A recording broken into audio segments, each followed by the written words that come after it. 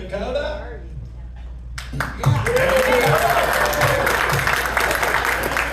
Thank you. I'm 6'7". Whoa. You're welcome. And I recently started taking a probiotic. Thank you. I had to start taking the probiotic because the amateur biotics weren't working anymore. That's dumb, right? Shouldn't start out a show like that. It's not true either. It's not true. I don't really take a probiotic. I read an article that says they don't really work the way we thought they did, so now I'm anti-biotic. That's worse than the first one with the front row that I did. So I'm just going to do 30 minutes of this. What do you call sushi made entirely by foot? It's a Tootsie Roll.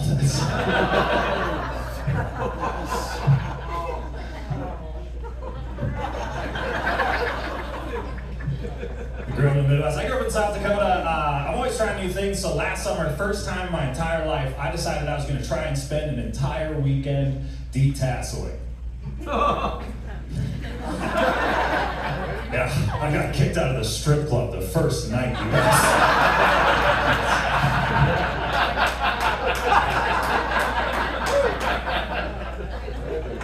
All right, I'll be honest with you guys. That's not my real act. See, what I do is at the top of the show, I tell jokes like that until you guys are all just as disappointed in me as my parents. You fuckers made up for 36 years in a minute and a half.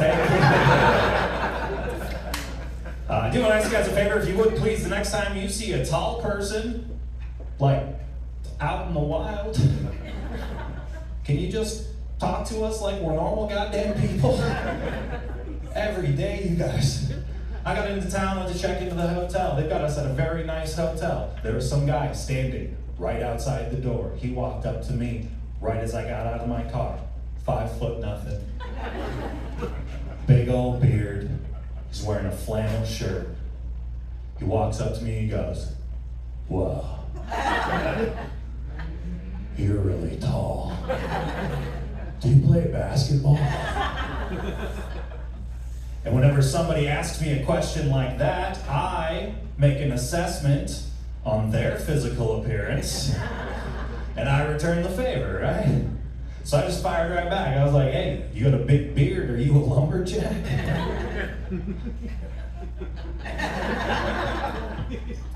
He didn't respond, so I decided to get real condescending. I go, "Hey, you're really short. Do you represent the lollipop guild?" I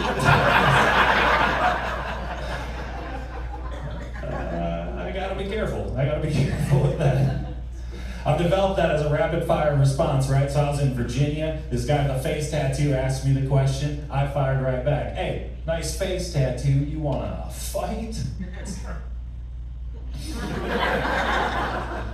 Yeah, he didn't find it funny either, you guys. Yeah, it turns out people with face tattoos, they do. They want to fight. I'd never been in a real fight in my life till that day. I was in Taekwondo as a kid, though. I was in Taekwondo long enough to get a white belt. Okay, some of you realize white belt's the first belt in Taekwondo. That didn't stop my mom from signing me up for a Taekwondo tournament. She looked at me, she's like, "Skyler, you're twice the size of anyone your own age. What could go wrong?" Got to the tournament, found out they're matching us up by height. Yeah, I was 9, you guys. I had to fight a 13-year-old with a mustache. I should be honest, because if it wasn't for the mustache, she would have been pretty cute, actually.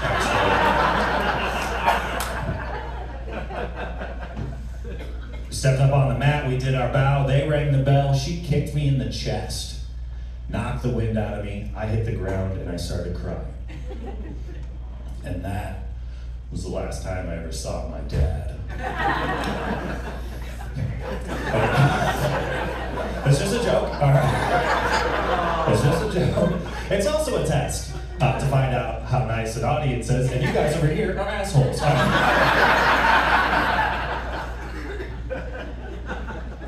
My parents do help me out a lot in my life. My parents do support me a lot. I was supposed to be doing a show last winter. I was in Milwaukee, Wisconsin. And actually, before I go, my parents, I don't live that far from here, and sometimes they just kind of pop up at a show, right? So I just want to get this out of the way. If you guys happen to see me, back around the corner after the show, getting $20, don't assume it's some kind of sketchy drug deal. It's just a mom buying weed from her son. That's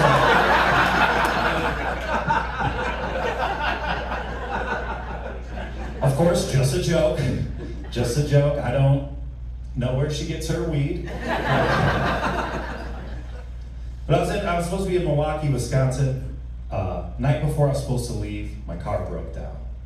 I called my mom just to kind of vent about it. It's like, I'm gonna have to cancel this show. I don't have any way to get there. She's like, Skyler, don't cancel the show. You are in luck, because last night I signed the paperwork on a brand new Subaru Forester. She said, I don't have plans for the weekend. You can take the Subaru to Milwaukee. And I was pumped. I was excited, because just over 2 years ago, I quit my day job to become a full-time stand-up comedian. All the way to Norfolk, Nebraska. What I'm trying to say is I don't think I'm ever going to drive a brand new car again, okay? I was so excited to be driving this brand new Subaru. I called my best friend back home. I said, hey, Nate, you're never going to believe this. Right now I'm driving to Milwaukee, Wisconsin in a brand new Subaru Forester. He goes, Skyler, I don't know how to say this, but isn't a Subaru Forester like a lesbian car? Well, shit, I don't know about that, but maybe that's why my parents broke up. Okay, I'm sensing a little bit of pullback on that last one. Let me follow that up with a true story. I did that joke for the very first time ever at a winery in Southern Illinois. After the show, 2 ladies approached me with purpose. One of the ladies walked right up to me, face to face, chest to chest. She's going, Skyler, that Subaru joke was our favorite joke of the show. She said, because 4 years ago, in the same summer, we both divorced our husbands.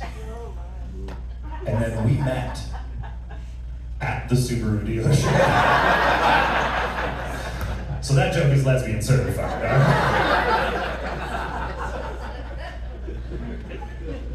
I got back home, I had to run some errands around town, I had to give my mom her car back. My dad let me borrow his truck. My dad drives a big Dodge Ram turbo diesel 2500. Yeah, kind of truck you pull up next to at the stoplight. You look at the driver, you just think, wow, he must be racist.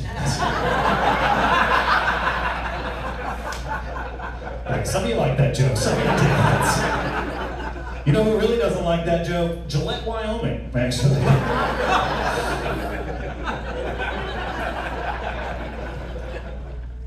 Was back on the road the next weekend, called my mom, can I borrow the car? My car's still in the shop. She said, Skyler, I can't have you drive my brand new car all over the country.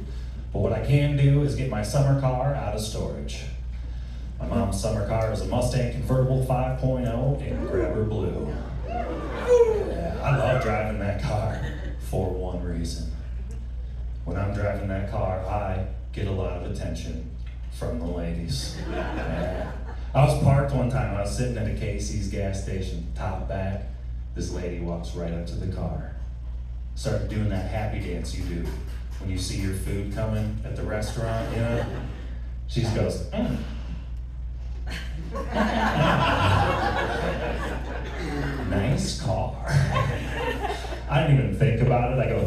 it's my mom's.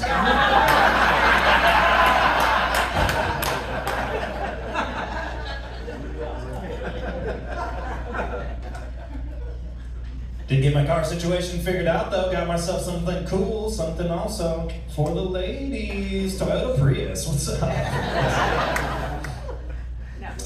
Okay, yeah, that's about what I expected. I know Toyota Prius, not a cool car. It's a very practical vehicle. I do a lot of driving, drive all over the country. It's a perfect tool for the job. I was actually doing a show. I do a lot of different kinds of shows. I want to thank you guys for being here for like a normal show, because I just got off of high school after prom season. Well, they pay this guy to hang out with your high schoolers at midnight. That's a weird thing to try to explain to normal people.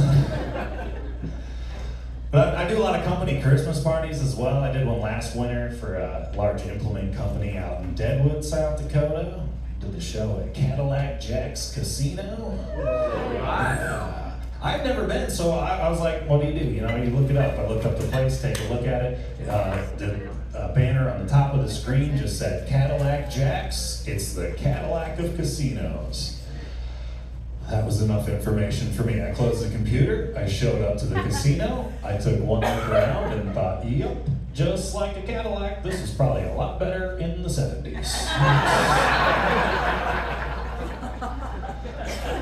I love that phrase though, the Cadillac of casinos. I think we need different cars for different scenarios, right? Like I think the Olive Garden is the minivan of restaurants. If you're in one, you're either family or on a very disappointing date. I think the mullet is the El Camino of haircuts.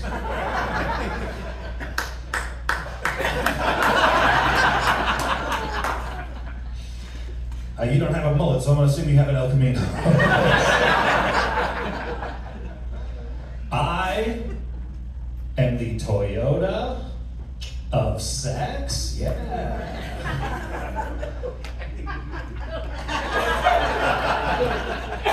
It lasts a long time, but it's not a fun ride.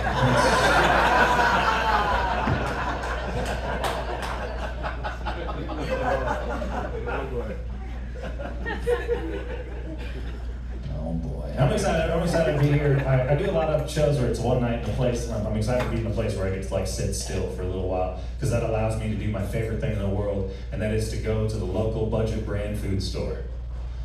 That's it. That's what I enjoy, man. I just walk around through the budget brand food store, looking at all the different budget brands, just trying to come up with commercials for the worst products imaginable, right? I love it. There's one I see every place I go. I see Best Choice. Best Choice commercials, very simple. The logo flashes on the screen. The voiceover says, Best Choice. No, it's not. It's your only choice. Staying in a very nice hotel tonight. Last night I had to stay at a Quality Inn. Yeah, Quality Inn. Quality is in the name. Because it's not in the room. Favorite budget brand I see a lot of different places called Sure Fine. Yeah, Sure Fine, because that's what you say when you have to buy it. And then it just cuts to me checking out at the grocery store tomorrow going, ramen again? Sure. Fine.